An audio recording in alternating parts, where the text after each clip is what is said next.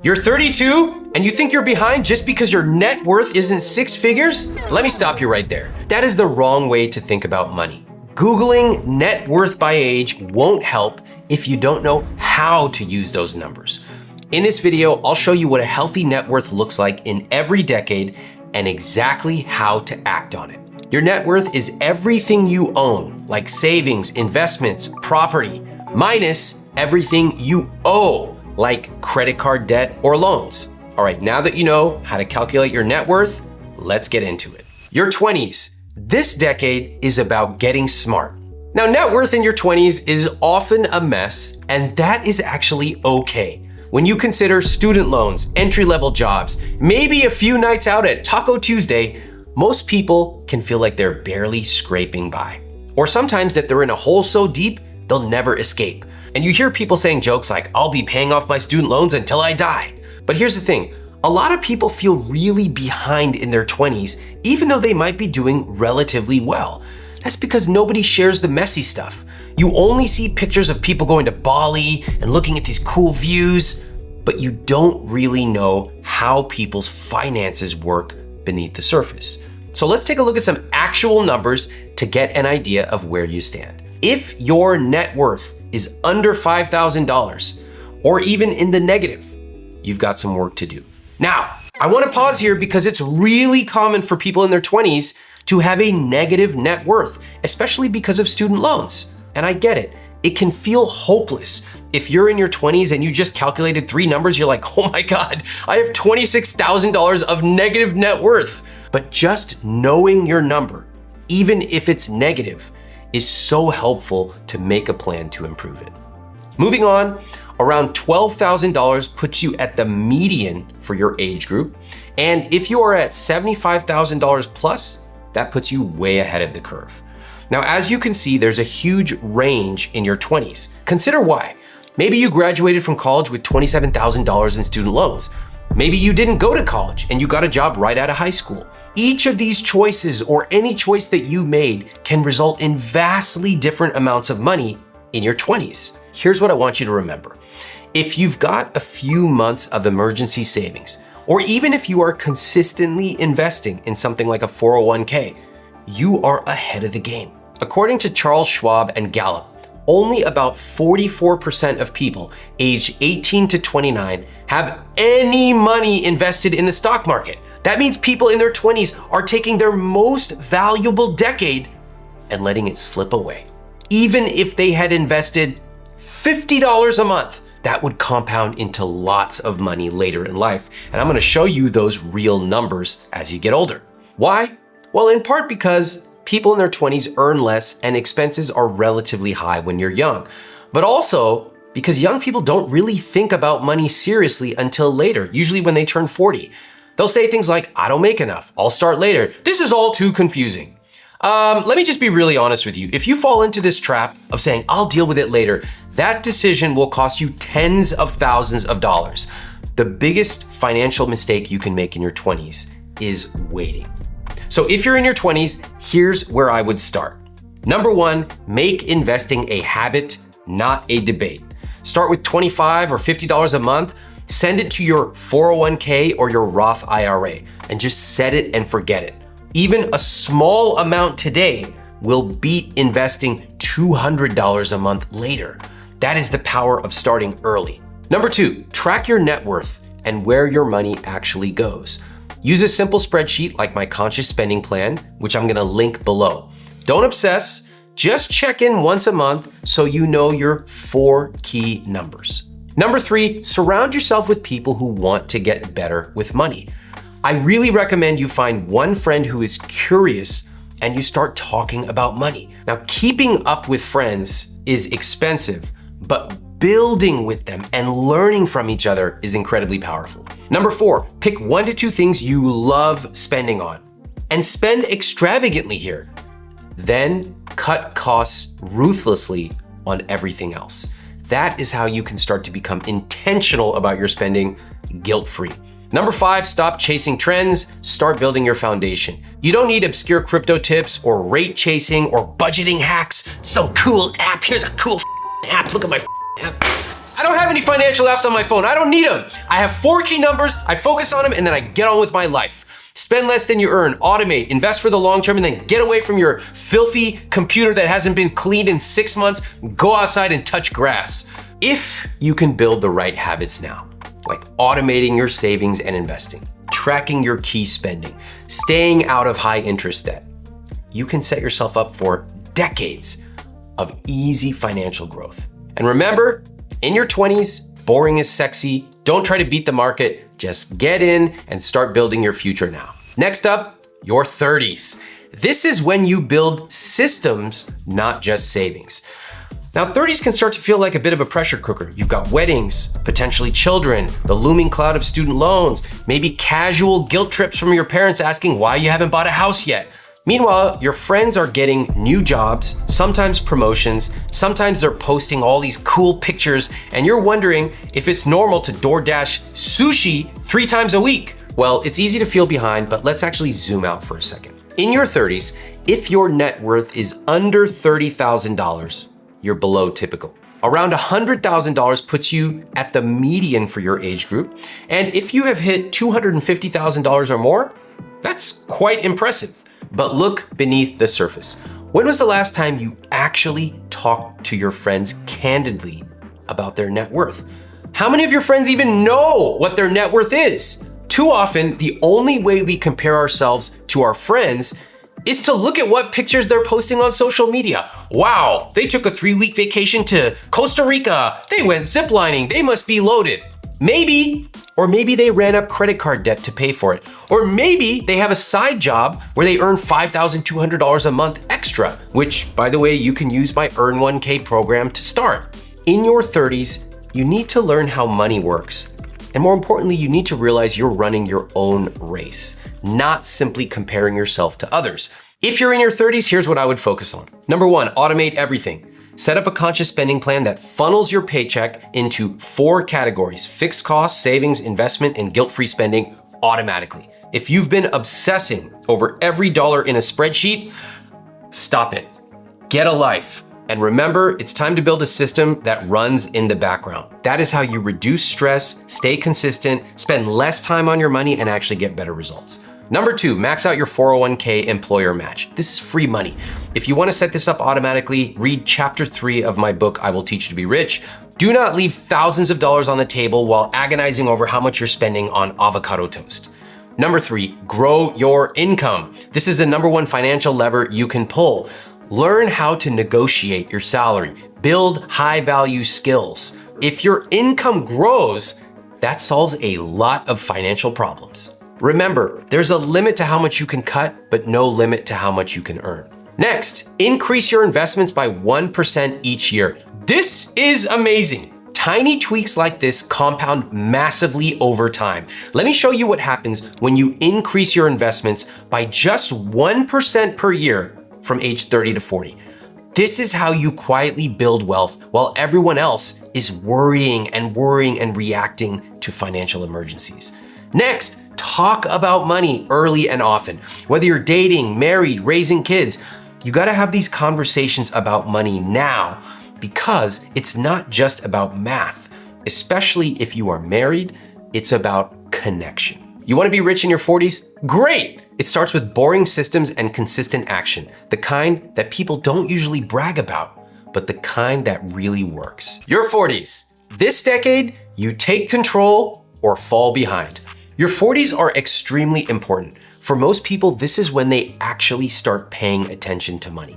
And this is when that abstract idea of retirement someday suddenly starts to feel real. Now, you might be thinking about college tuition if you have children.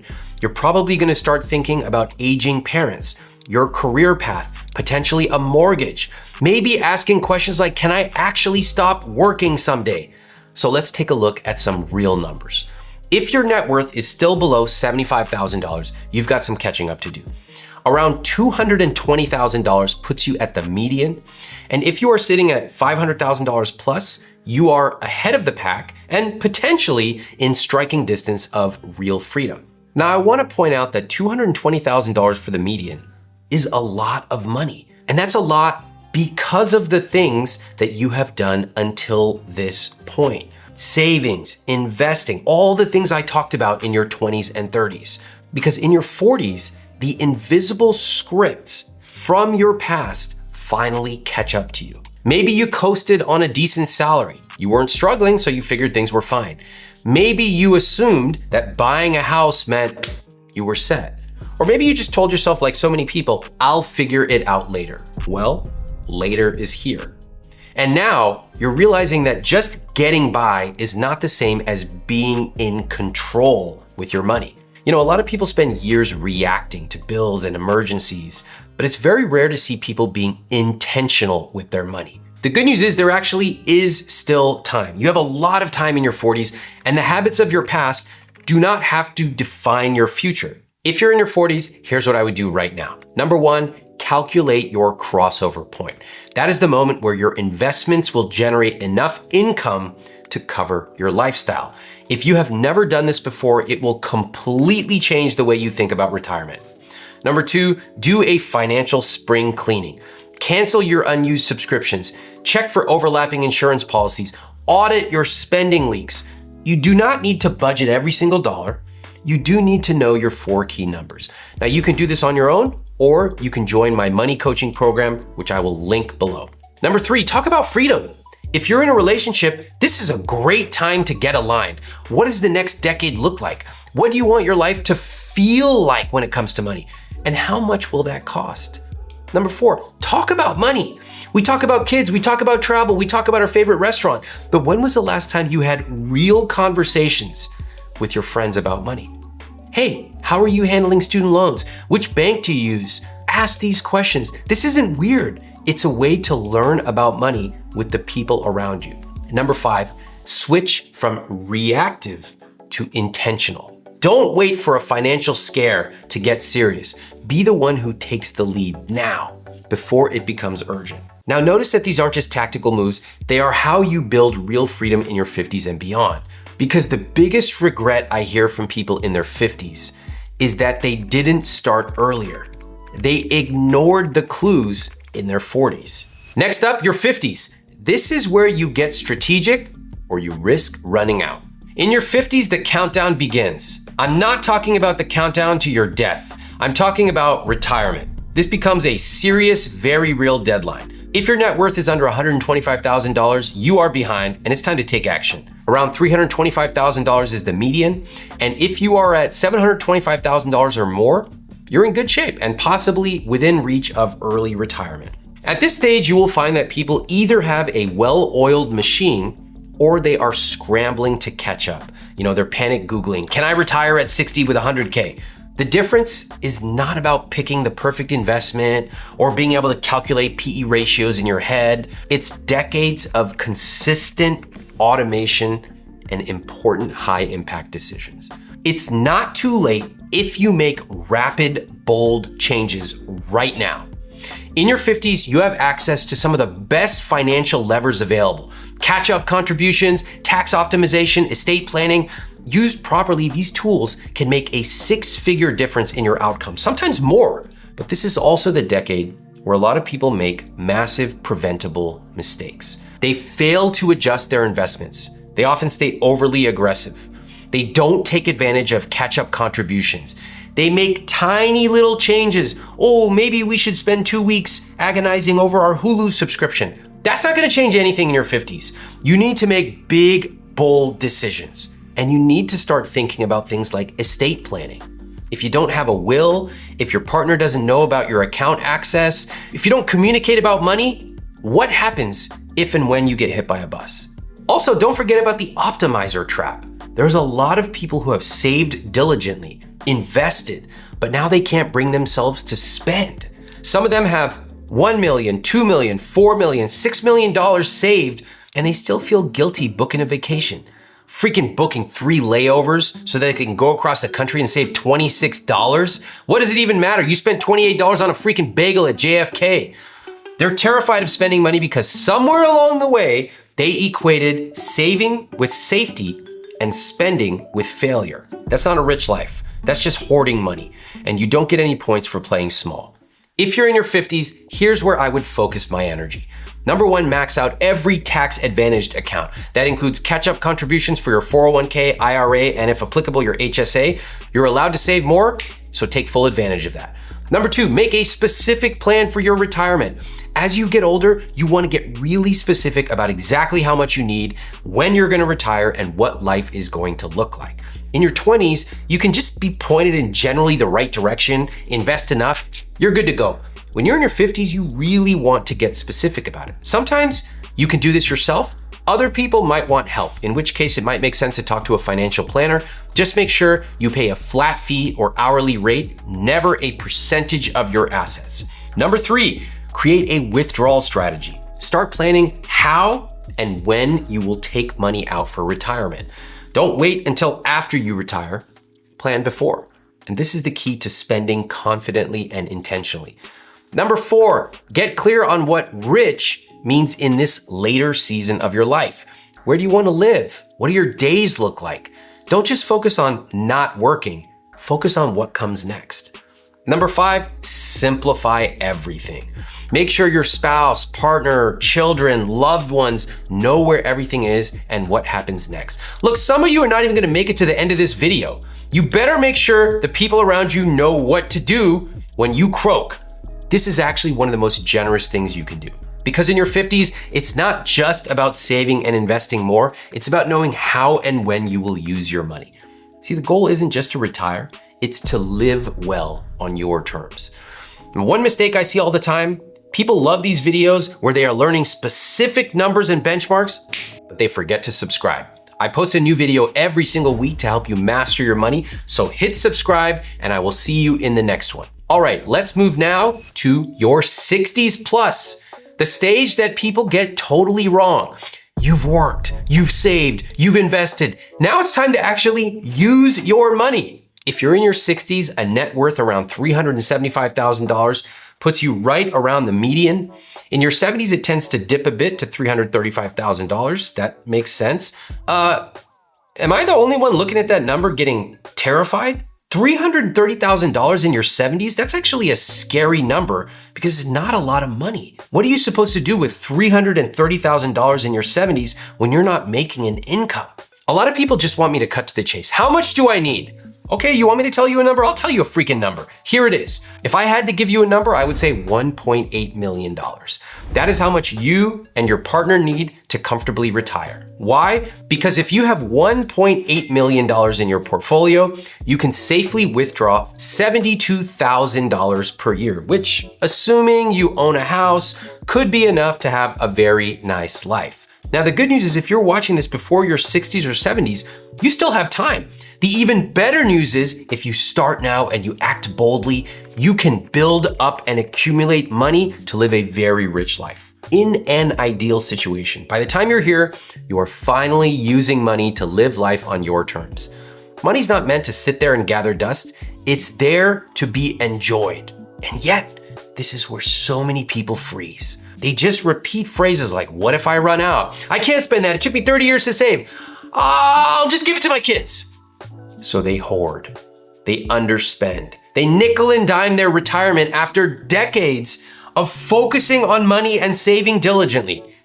That's not financial security. That's fear disguised as being responsible with money. Here's the truth. If you've done the work, if you've built a solid foundation, if you know your numbers, if you can reasonably project how much you're gonna have and leave a little room to spare, then it is certainly time to live your rich life. That might mean travel or family experiences or generosity. It might mean saying yes to the things you used to talk yourself out of. You were saving for someday. That day's today. You save for now. So if you're in your 60s or beyond, here's what I would focus on. Number one, put your withdrawal strategy into action. The 4% rule is a great place to start, but you've got to tailor it to your lifestyle. How much do you need each year? What are you actually going to spend it on? The goal is simple. Feel confident using your money, not guilty. And above all, don't run out of money. Remember, the time you have is limited. You have to start thinking about how to use it for the rest of your life. Number two, simplify your accounts.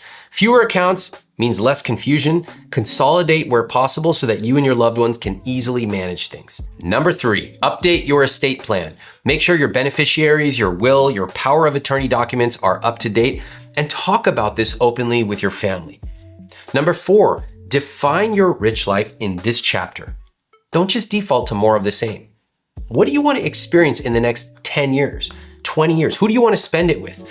Ask yourself this: what would make the next 1 year and 10 years of my life magical?